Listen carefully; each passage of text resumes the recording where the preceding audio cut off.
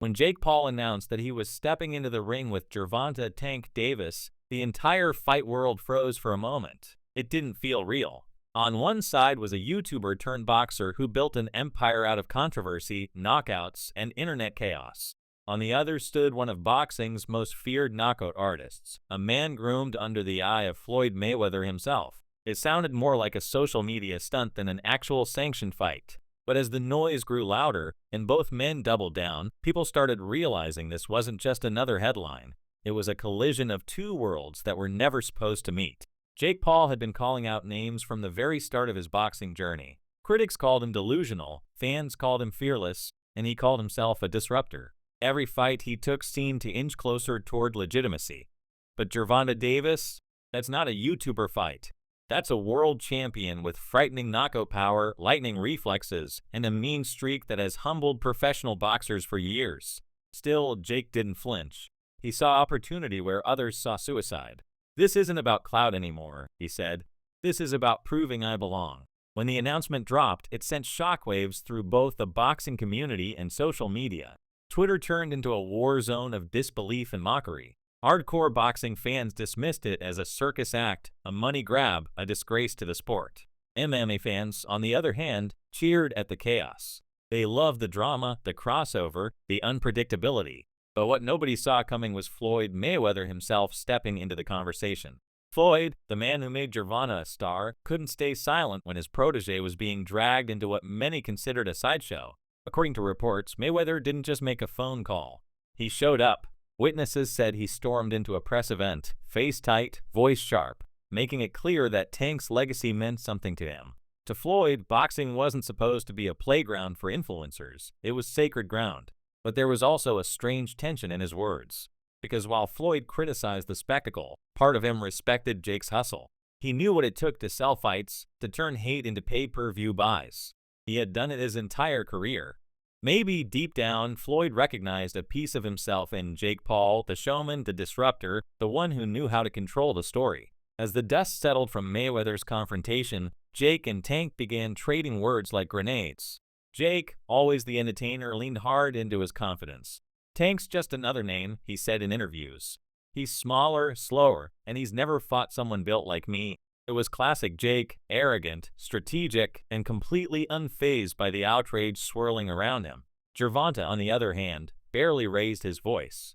His calmness was more intimidating than any insult could be. "He's talking too much," Tank said quietly. "But when the bell rings, I'm gonna make him silent." That contrast became the selling point. The loud outsider versus the quiet killer. The chaos of YouTube fame against the discipline of real boxing. Every clip, every tweet, every stare down built tension. But behind the theatrics, something more complicated was happening. This fight had started blurring lines between sports and entertainment, legitimacy and spectacle, reality and performance.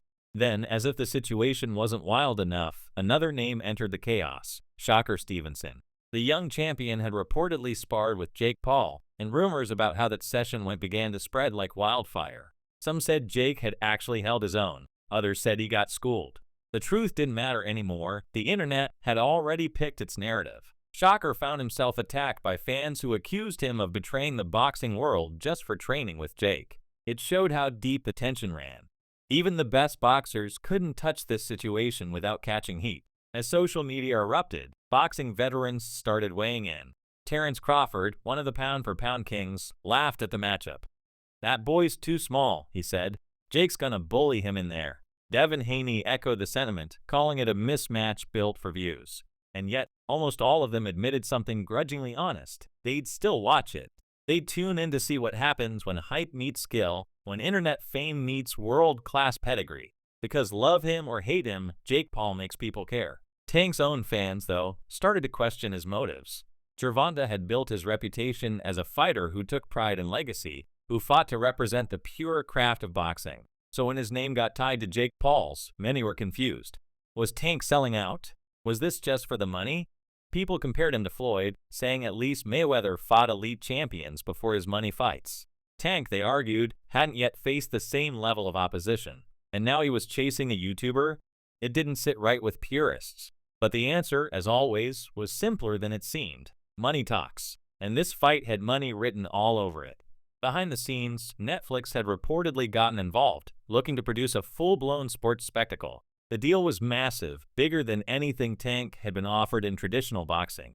For a fighter who had spent years watching the sport struggle for mainstream attention, this was a chance to pull boxing back into the global spotlight. It wasn't just about belts anymore, it was about relevance.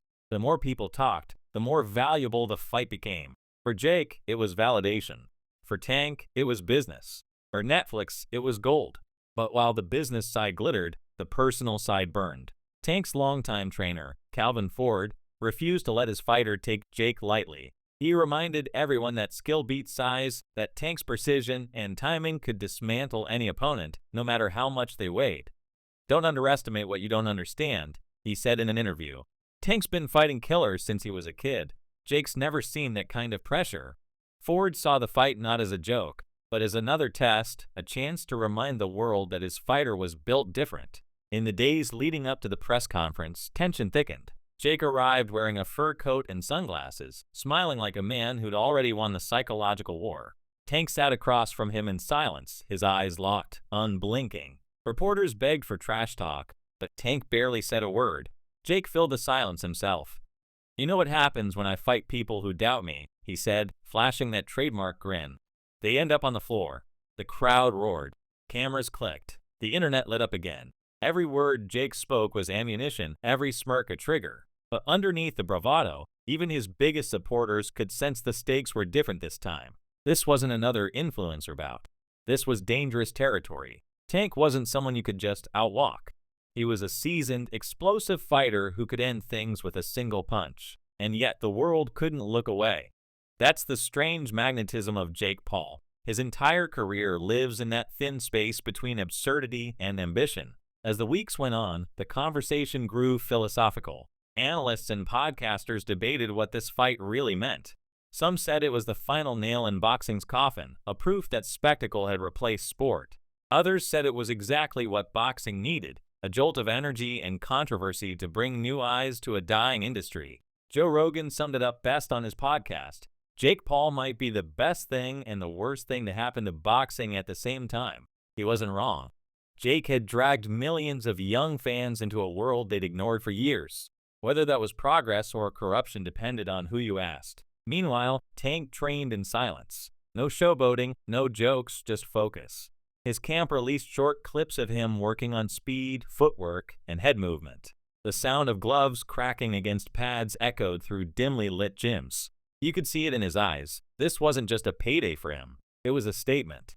He wasn't going to let a YouTuber walk into his house and leave with his respect. On Jake's side, his training footage told a different story. Sparring with bigger men, pushing conditioning to the limit, working on distance and defense. Say what you want about him, but Jake's commitment couldn't be questioned anymore. He'd come too far to treat this like a joke. He knew the risk. One clean punch from Tank could erase everything he built. As fight week arrived, the energy was electric. Reporters couldn't stop talking about the weight difference, the style clash, the psychological warfare. Even those who swore they wouldn't watch it found themselves counting the days. Everyone had an opinion, and every opinion added fuel to the fire. Was Jake Paul about to pull off the biggest upset in boxing history, or get humbled on the biggest stage he'd ever seen? When the two men finally stood face to face for the last time before fight night, the air felt heavy. No words, no theatrics, just tension. For a moment, even Jake looked serious, like he understood the gravity of what was about to happen. Tank's stare didn't waver. It was pure, quiet menace. Two men from two completely different worlds, about to settle everything with their fists.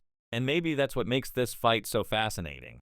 It's not just about belts or records, it's about identity. It's about how far you can push the boundaries of fame, discipline, and belief. Jake Paul represents the new world, where hype and hustle can build empires.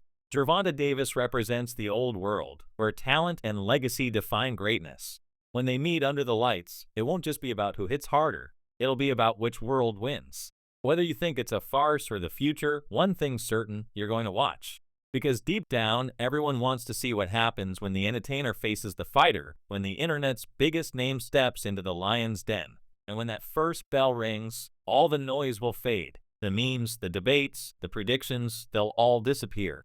What's left will be pure truth, written in sweat and blood. Love him or hate him, Jake Paul has changed the game. But this time the game hits back.